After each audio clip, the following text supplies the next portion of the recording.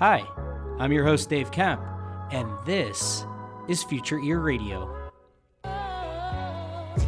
Each episode, we're breaking down one new thing, one cool new finding that's happening in the world of hearables, the world of voice technology. How are these worlds starting to intersect? How are these worlds starting to collide? What cool things are going to come from this intersection of technology? Without further ado, let's get on with the show.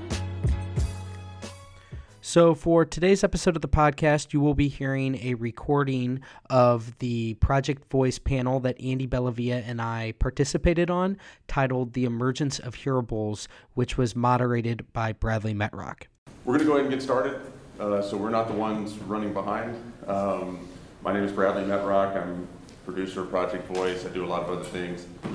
This panel that you are in now is all about hearables. And I figure a good place to start would be asking the question, what is a hearable? But even before that, we'll have these two gentlemen introduce themselves. Dave, we'll start with you. Okay.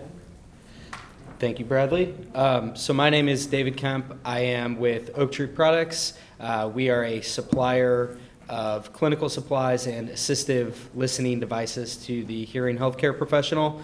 So really anybody that fits hearing aids, those are our customers. In addition, I also run the website Future Ear, where I write frequent blog posts. I have a podcast that covers the intersection of voice technology and hearables. So that's who I am. I'm Andy Bellavia with Knowles Corp. Our company makes small microphones and speakers, originally for hearing aids, later for mobile phones, then smart speakers, other voice-enabled IoT devices, and hearable devices. And my own responsibility is all in-ear devices other than actually regulated hearing aids. So Andy, you can hold the mic. Yeah, you just hold on to that. So, first question, what are hearables? We know what a hearing aid is. What's a hearable and what's the difference? Well, if I follow the description that Nick Hunn, who invented the term hearable in the first place, it's essentially an intelligent ear-worn device. In that respect, hearing aids are the original hearable devices, programmable hearing aids. And later, of course, you have an entire class of consumer ear-worn devices that are also intelligent. Now, hearing aids and hearables are in a lot of ways merging together. They'll always be different because there'll always be a need for a medically regulated hearing aid. If you're a severely hearing impaired person, you're getting amplification levels that could be dangerous when put in the hands of somebody with normal hearing and used incorrectly. So you'll always have that regulatory aspect to a hearing aid. However, if you're talking about mild hearing loss, then some simple amplification and some directional microphones can really solve the problem that people with mild hearing loss have, which is loud restaurants and pubs and the like. Those are also the people who tend not to get regulated medical hearing aids. So in terms of hearing enhancement, it really opens up the ability for more people to affordably get hearing care when their hearing loss is milder. And that's really good considering all of the other comorbidities that are being found to correlate with hearing loss, like social isolation, depression, and even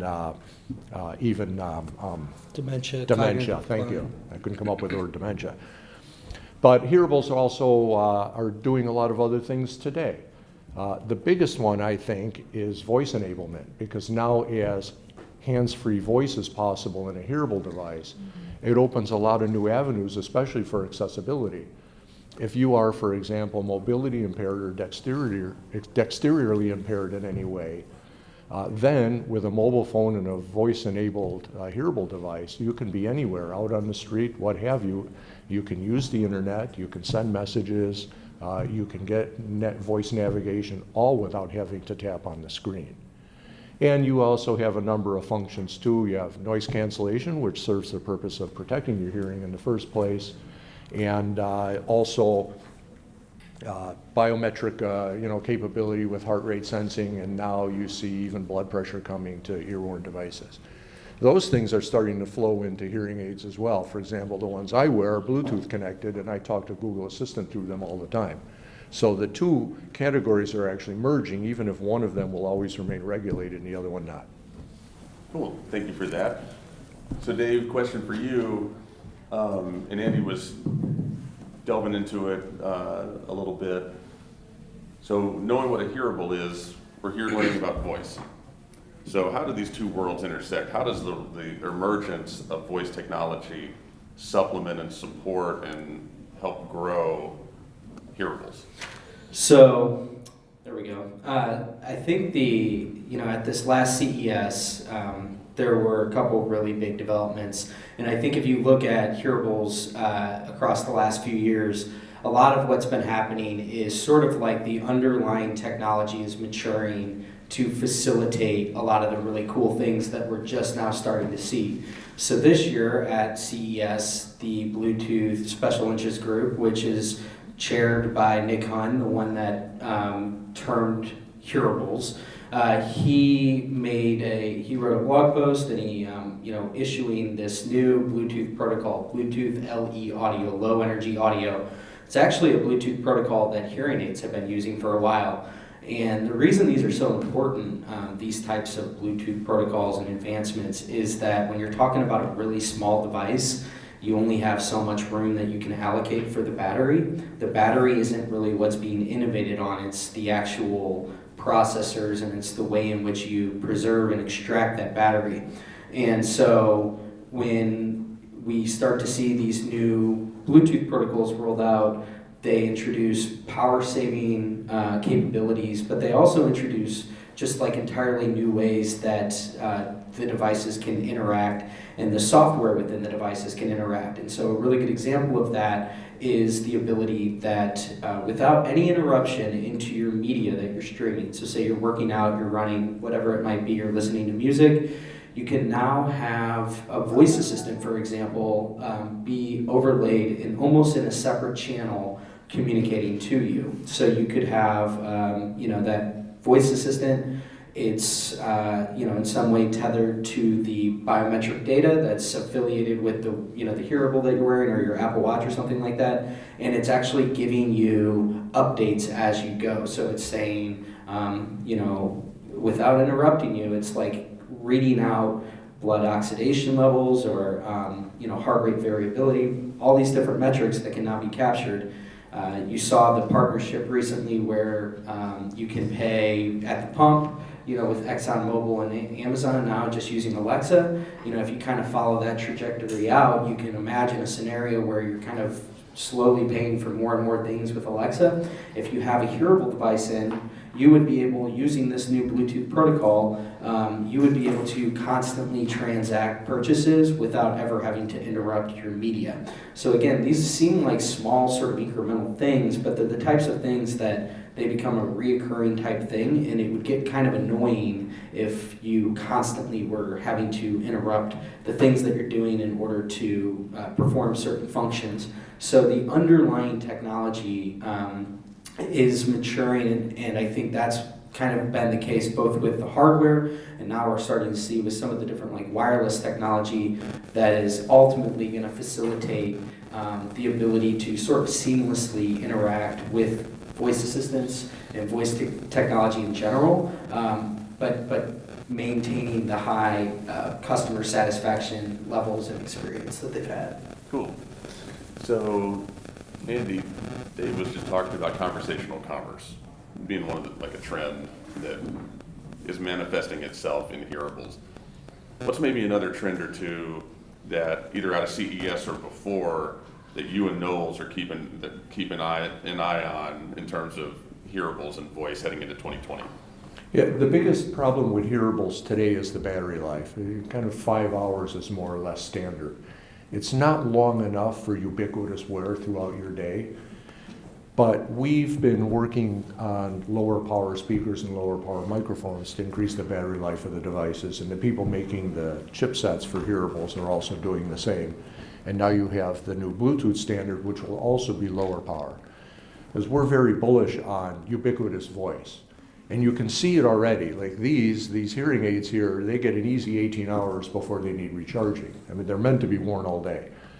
The time is coming when all of us, from the chip suppliers to us as microphone and speaker suppliers, and again, the Bluetooth standard, all are driving the power lower and lower, that pretty soon you'll be wearing or have the ability to wear a hearable device for 12 hours and 18 hours.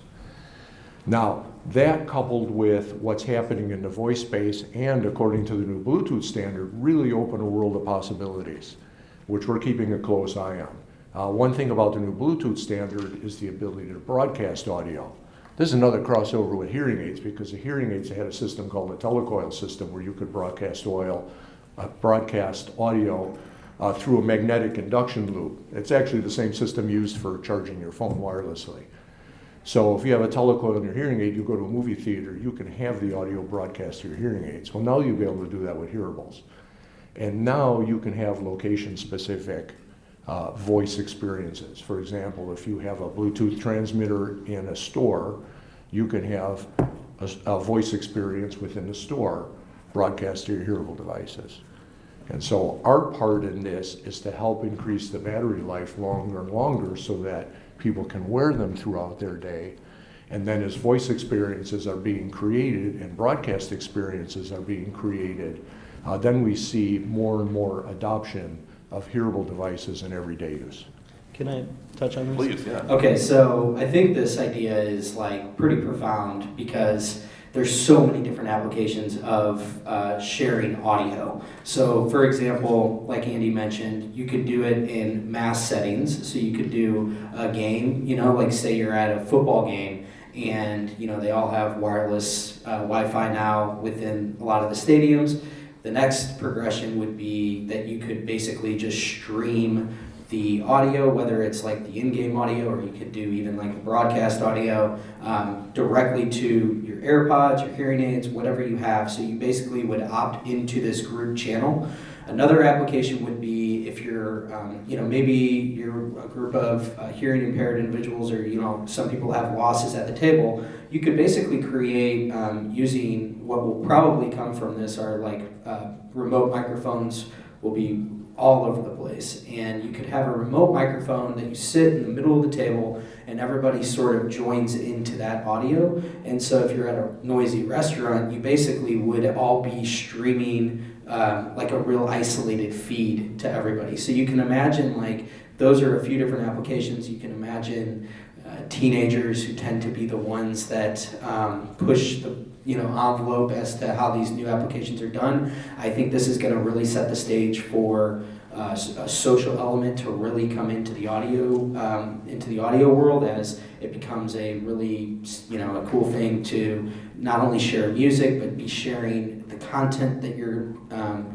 traditionally you would be streaming through video. Then it kind of progresses to being something where you're sharing audio amongst each other.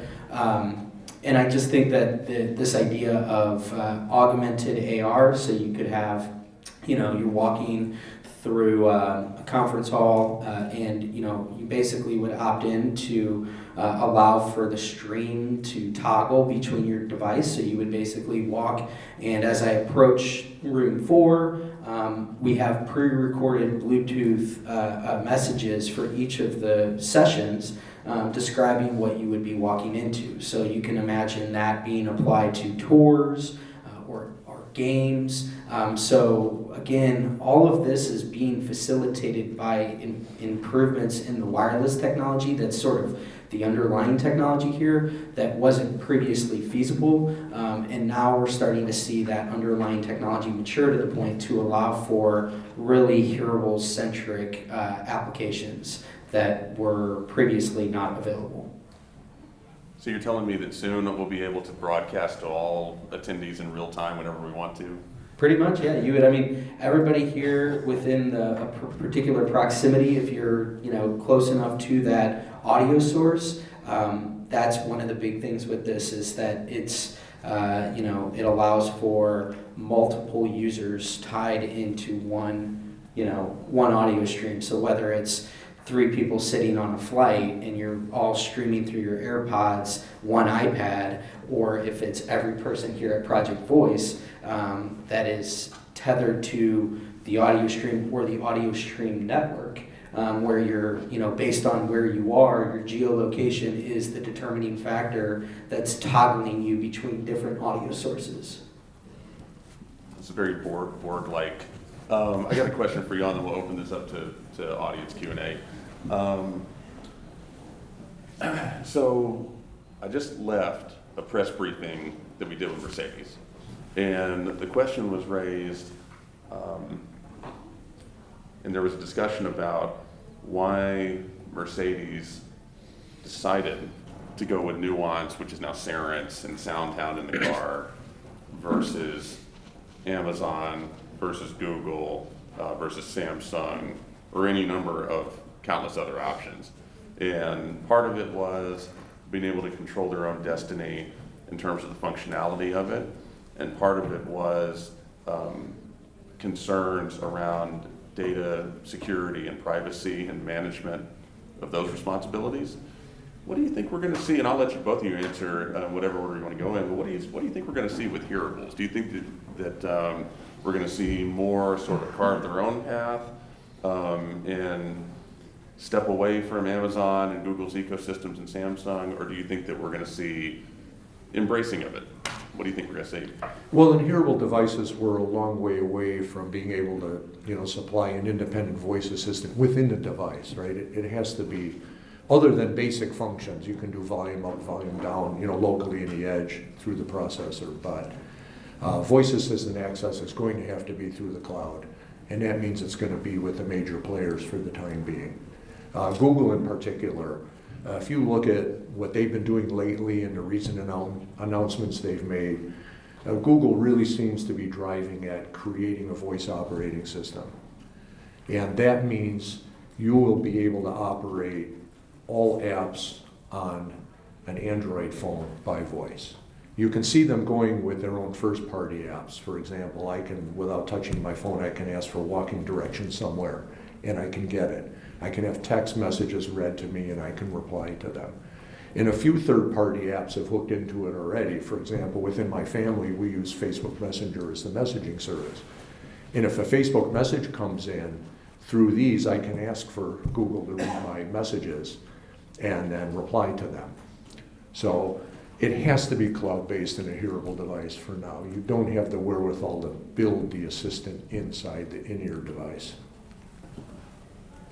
Yeah, I think too, so there's a hearing aid out there right now, it's called the Starkey Livio AI, and basically they have a voice assistant, and to Andy's point, some of it is done locally, so some of the processing and some of the questions can be fielded by the Thrive assistant, but for any general queries, it actually goes and it sends it to the cloud and it's fielded by Google Assistant. Now the average user doesn't know that, and I think that could kind of be the scenario here is that you have almost like this localized assistant that's a facade that plays the role of the intermediary, but more times than not, the bulk of the queries and the bulk of the processing is going to be done up in the cloud by one of these more mass market assistants like a Google Assistant.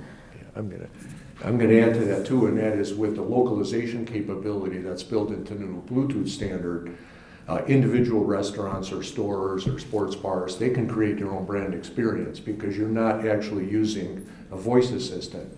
If I walk into a clothing store and then I opt into their Bluetooth channel where I can use voice as part of the shopping experience, they will control that experience. It doesn't have to be through an outside voice assistant. They can have their own voice assistant like Mercedes does in a car for the in-store shopping experience. And then going off of that, you can imagine, so we talk a lot about like contextual aware assistants, right? Having like this layer of contextual understanding of the user. So you can imagine that where this all might start to take shape is, to Andy's point, you walk in, so you have your AirPods on or you have whatever kind of hearable that you have them turned on to the setting to where you're opting in to stream their broadcast Bluetooth streams. So I'm walking through, say, a Whole Foods, and, inside of there, it's also registered because I've set up some sort of linking to my Alexa account. It has the insight as to the different things that I have on my grocery list or the things that that I've designated that I want to cook with Food Network Kitchen or something like that. So I'm walking through and it's a personalized Bluetooth message for me based on all of the information that it knows. So it's catering to, the shopping list that I have pre-built. So it's recommending, this particular brand is on sale this for this recipe that you've indicated to me that you want to put in the Food Network kitchen. So like when we talk about this idea of contextual understanding, you can kind of get an idea of where that ultimately might go with hearables, and then in addition to all of this new sort of infrastructure that's being laid simultaneously. Questions for these two gentlemen? Thank you. So I'd love to hear a little bit more about some of the advances happening with measuring biometric data via hearables and other wearables. You know, it's interesting to hear what you guys have to say about Bluetooth. But I know both of you have talked about how the biometric piece is also really exciting, and it sounds like there's been some movement there recently too. I'd love to hear what you guys have to say about that. So biometric data, I think, there's going to be a challenge with it because of how inherently private that data is, and I think that's going to be the biggest challenge to overcome that a lot of the assistants will have. I think that might be a reason why it's too early to discount Apple's foray into this whole business, because the hearables and the Apple Watch, I think in particular, really set them well up for this merging of biometric data and voice assistants. So just to give you some insight, most of the biometrics that you're recording on a device, on a wearable device, is a PPG sensor. Traditionally, like Fitbits, for example, when they first came to market, they were primarily operating off of the inertial sensors in there, the gyroscope, the accelerometer, things that could detect your orientation and your movement, and that's how they were tracking things like number of steps. But now as we get into the type of data that these PPG sensors can record, which are lasers, basically they use machine learning, and they record the amount of blood or the amount of light that comes back when it pulsates. So if you've got an Apple Watch, you might see the green light on the underside. That's the PPG monitor. And basically what it's doing is it's working to capture that light. And so what's happening is they are recording the same amount of information that they've always recorded, but what's changing is the machine learning algorithms that are layered on top of this are becoming increasingly more sophisticated and more accurate. And so what started as being able to accurately monitor and measure your heart rate is now getting into things like blood pressure, because they've been able to verify that on a consistent basis. They can accurately report, I think it's within about 8% of being able to detect things like hypertension.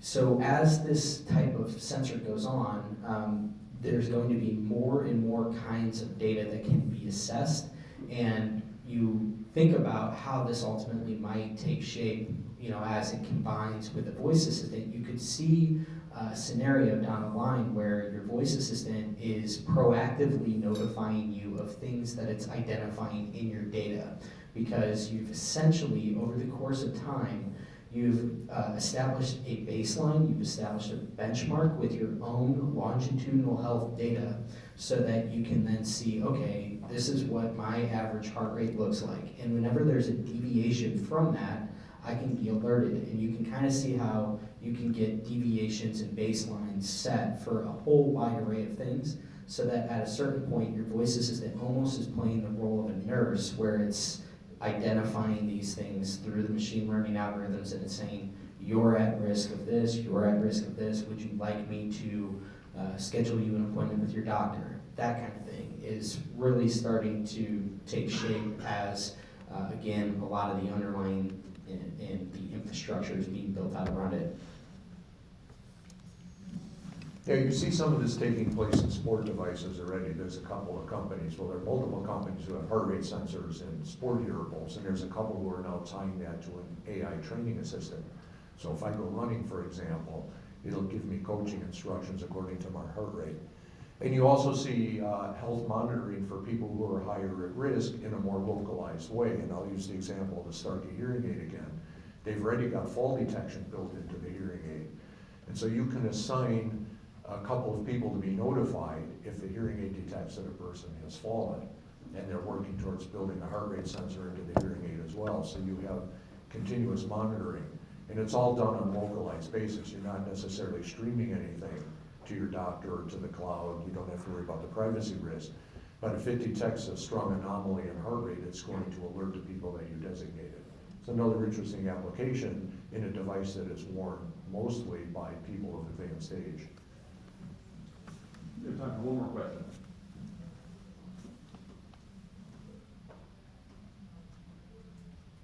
Let's give these gentlemen a round of applause.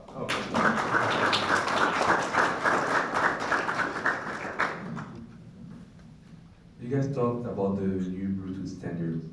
Do you guys know, have an approximation when this will be kind of deployed really in the field with devices?